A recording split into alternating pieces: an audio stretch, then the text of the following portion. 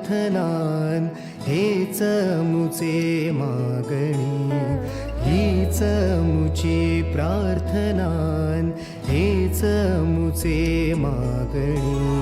माणसाने माणसाशी माणसा सम वागणे,